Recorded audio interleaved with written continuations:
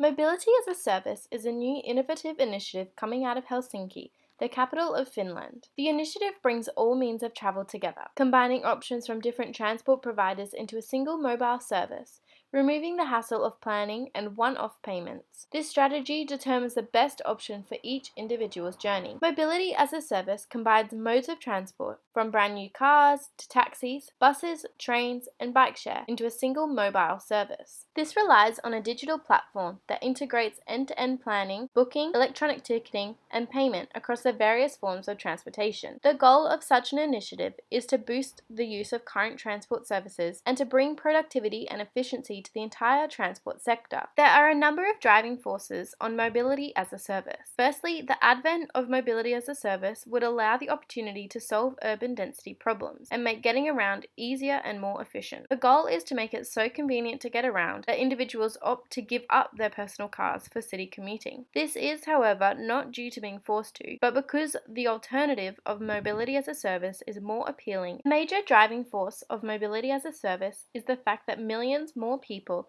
are expected to migrate to urban centres in the years to come. As a result, this will impact on congestion of transportation. Another driving force is the fact that by implementing such an initiative, it will create better air quality due to a reduction in congestion. There will also be fewer traffic accidents and a smaller urban footprint for parking. Mobility as a Service is the first service to compete with car ownership due to providing consumers with a true freedom of mobility. Because of the advent of mobility as a service, the car industry is now facing several challenges. Firstly, according to Tan Wee Kwan, millennials are not into car ownership as is other generations, and has a greater preference for usership. This, in addition to the ideology that people believe in order to make cities more livable, cities need to become less vehicle-centric, reveals the challenge of convincing consumers that cars are still needed. Another challenge that the car industry is facing is that consumers now want a mode of transport that is easier, faster, cheaper, and safer than owning their own car. There are already a number of mobility services on the market, which are gaining in popularity very quickly. Car sharing, an alternative to car rentals, allows individuals to rent out other people's cars for a period of time when the car would otherwise not be getting used. According to the Boston Consulting Group, in 2015, car sharing had over 5.8 million users worldwide. The number of members has increased immensely, from about 350,000 users worldwide in 2006. Car sharing is only going to gain in popularity, as it is expected to have more than 23 million members by 2024. There are also more than 1,000 public bike share schemes in more than 50 countries,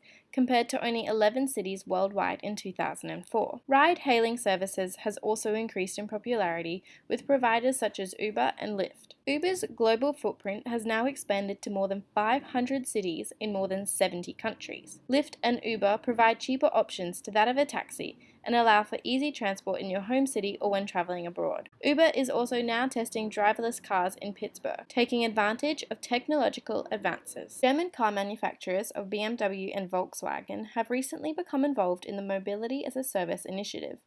Firstly, BMW have announced their intention to mass-produce fully autonomous vehicles for ride-sharing by 2021. In addition to this, BMW have launched their very own car-sharing service, called Reach Now. Reach Now features select BMW and Mini vehicles and is currently only available in Seattle, Portland, and Brooklyn.